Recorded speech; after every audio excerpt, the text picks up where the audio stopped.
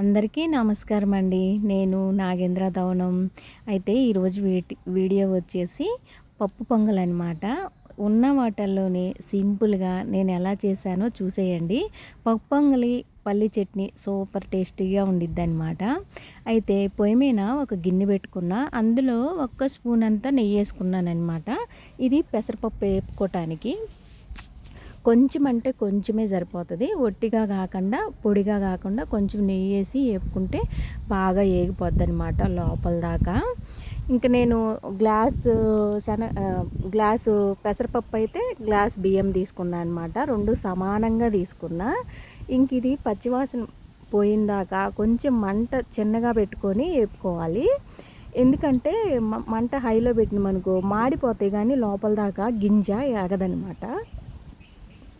మంట కొంచెం సన్నగా పెట్టుకొని ఇదంతా సగం వరకు ఏగిపోయిన తర్వాత ఆ తర్వాత బియ్యం వేసుకోవాలన్నమాట. బియ్యం కూడా బాగా ఏగిపోవాలి, గోల్డ్ కలర్ అంటారు కదా, అలాగ రావాలన్నమాట. అవి ఏగే కొంది ఇడిపోతూ ఉంటాయి. ఆ విధంగా వేపుకొని ఇంకా నేను చట్నీ కోసం పల్లీలు పచ్చిమిరపకాయలు వేపేసిన. ఇంకా కుక్కర్ తీసుకొని మనం ఏదైతే వేపుకున్నామో అవి కుక్కర్లో వేసేయాలి. ఒక్క గ్లాస్, ఇప్పుడు 2 గ్లాసులు అయినాయి కదా, వాటర్ వచ్చేసి ఒక గ్లాసుకి 3 గ్లాసులు నీళ్ళు పోసుకోవాలన్నమాట. అయితే నేను 6 గ్లాసులు పోసిన, 6.5 గ్లాసు పోసిన. ఇందులోనే మిరియాలు ఇంకా జీలకర్ర కరివేపాకు వేసి విజిల్ పెట్టి ఉడికించినానమాట. 3 విజిల్లు వచ్చింది. 3 విజిల్లు కానీ లేదా 4 కానీ వస్తే సరిపోద్ది అనమాట. ఈ విధంగా వచ్చేసింది. చూస్తుంటే తినాలనిపిస్తుంది కదా. నాకు కొంచెము అంటే మనము నీళ్ళు పోసుకునే దాన్ని బట్టి ఉంటుందన్నమాట. మనం తినేదాన్ని బట్టి కొంచెము గట్టిగా కావాలనుకుంటే ఇలాగే ఉంచుకోవచ్చు. లేదంటే ఇంకొంచెం లూజ్గా కావాలి అనుకుంటే వేడి నీళ్ళు పోసుకొని కలిగి పెట్టుకుంటే దాని పదును అనేది, అంటే మనం ఎలా తినాలనుకుంటే అలాగా గట్టిగానా పొడిగానా అట్లా అనమాట. నేనైతే కొంచెం లూజ్ చేయాలనుకుంటున్నా. కొంచెం వాటర్ వేసి లూజ్ చేసేసినాను అనమాట దాన్ని. ఆ తర్వాత మళ్ళీ గిన్నె పెట్టుకొని దాంట్లో 2 స్పూన్లంత నెయ్యి వేసి ఇప్పుడు తాలింపు కోసము ఇక్కడ ఒకటి చెప్పని మర్చిపోయినా, తగినంత ఉప్పు కూడా వేసుకోవాలి.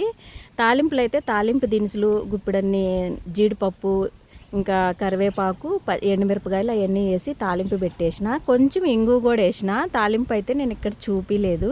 ఆ తాలింపు తీసుకొచ్చి ఈ మనం కలిగి పెట్టుకున్న అన్నంలో వేసేయాలి. చూడండి ఎంత బాగుందో కదా. ఇంగు వేస్తే మంచి వాసన వస్తుంది, తినేదానికి కూడా రుచి చాలా బాగుండిద్ది. ఎప్పుడైనా ట్రై చేయని వాళ్ళు మాత్రం ఒకసారి ట్రై చేయండి, ఇంక మీరు అస్సలు వదిలిపెట్టరు. నేను కొంచెం వేడి నీళ్ళు పోసుకొని ఈ మాత్రం లూజ్ చేసేసినాను అనమాట పొంగలి. ఇదేంటంటే కొంచెం ఆరిపోయే కొంది ఇంకొద్దిగా గట్టిగా అవుతుంటుంది అనమాట. ఏడుమేనే తింటే చాలా సూపర్గా ఉంటుంది. ఇంకా పులిహారం చేసుకోవాలనుకుంటే 1కి 2 గ్లాసులు వాటర్ పోసుకోవాలన్నమాట.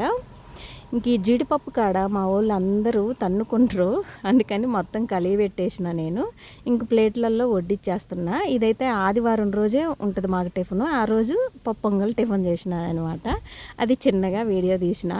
ఒకవేళ మీకు చివరి దాకా చూసి నచ్చినట్టయితే లైక్ చేయండి. ఇంకా పప్పు పొంగలి మీలో ఎంతమందికి ఇష్టమో కూడా కామెంట్ ఇవ్వండి. ఇంకా పల్లి చట్నీ కూడా రెడీ అయిపోయింది. ఇంకా చల్లారిన దాకా అయితే వెయిట్ చేయలేదు, అప్పటికే లేట్ అయిపోయింది. ఇంకా తినడానికి కూర్చుంటున్నాము అందరమే. వేడివేడిగా పప్పు పొంగలి ఇంకా చట్నీ. ఒట్టిగా అయినా తినొచ్చు, చట్నీ లేకుండా అయినా, కానీ చట్నీ ఉంటే డబల్ అనమాట, డబల్ టేస్ట్ ఉంటుంది. ప్లేట్ అయితే చాలా బాగుంది కదా. ఇప్పుడైతే వెంకట్రావు రుచి చూసి చెప్తాడు ఎలా ఉంది ఏంటి అన్నది. అక్కడ అంతా అంటే ఏదైనా చేత్తో తింటేనే దాని ఎంజాయ్ ఉంటుంది అనమాట. చాలా బాగుండిద్ది, బాగా ఎంజాయ్ చేస్తూ తినొచ్చు. మనము స్పూన్ తోటి అట్లా నేను అస్సలు తినలేను, నా వల్ల కదనమాట. వెంకట్రావు రుచి చూసి చాలా బాగుంది అని చెప్పిండు. పిల్లలకి అందరికి వేసేసి నేను కూడా వేసుకున్నాను అనమాట. చాలా బాగుంది, చాలా బాగా వచ్చింది పప్పు పొంగల్ అయితే. చూసేయండి, చూస్తుంటే మీకు కూడా నోట్లో నుంచి నీళ్ళు వస్తున్నాయి కదా. ఇంతకీ ఈ వీడియో ఎలా అనిపించింది, నచ్చిందా మీకు? నచ్చినట్టయితే లైక్ చేయండి, షేర్ చేయండి, సబ్స్క్రైబ్ చేయండి, కామెంట్ ఇవ్వండి. మళ్ళీ మరొక మంచి వీడియోతో కలుస్తానండి. బాయ్.